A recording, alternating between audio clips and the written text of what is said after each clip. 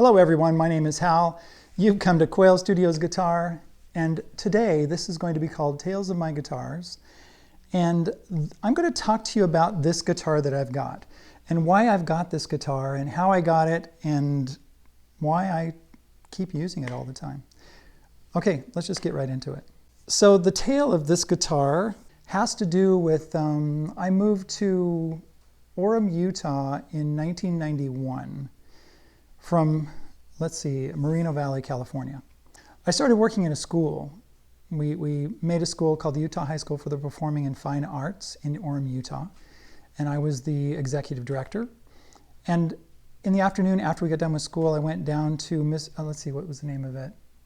Great Salt Lake Guitar Company on 800 North and State Street.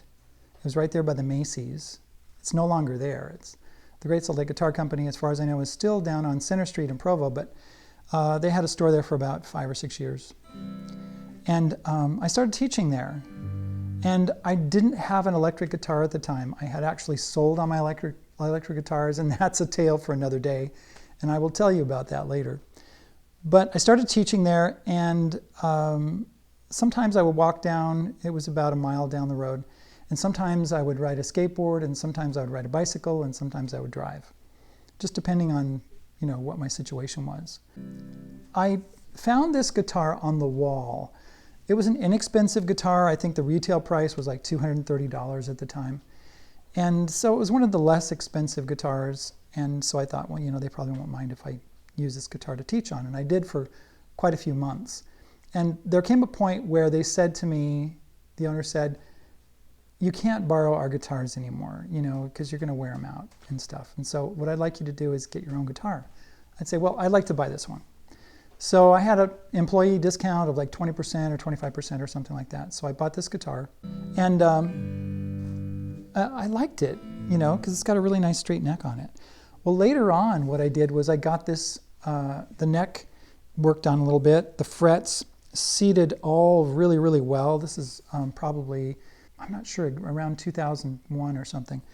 And the frets were all leveled perfectly, and I got a new nut put on, and it's got humbucking pickups, which I really like, and it's got a 3-position switch. This is sort of a Telecaster, not a copy, but like a style of a guitar. So let me just show you around a little bit on this guitar. It's an SD-120, they don't make them anymore, so it's a Yamaha guitar. Right? It's got, how many frets does it have?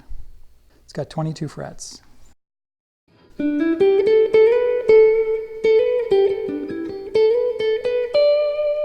Right? It's got a little bridge on it. You can adjust the intonation here, humbucking pickups, a volume control, a tone control, a 3-position switch.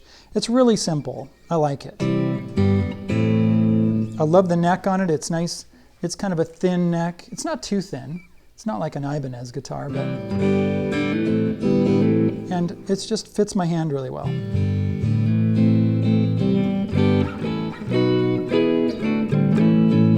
Anyway, so this is why I have this guitar.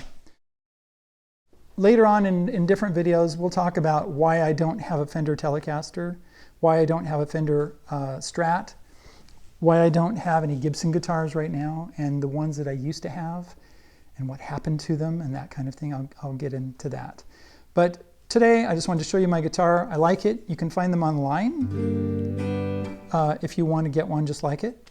I've seen them on Craigslist, KSL.com in Utah. Let's see. This, anyway, love this guitar. Not going to get rid of it. I think I got it back in 1992, I think that's when I got it. So how old is it? 17 years old. Not very old at all. Anyway, that's the tale of this guitar. Get yourself a guitar. And it doesn't have to be a new guitar. It can be a used guitar, and it can be an inexpensive guitar. I put some money into this to get it fixed up just to make it play so sweet. And that's important. And it doesn't have to be an expensive guitar to do that. Anyway, good luck on finding yourself the guitar that you want. Oh, by the way, I do have a Patreon page, and I also have a couple books coming out. The Quail Studios Guide to Music and...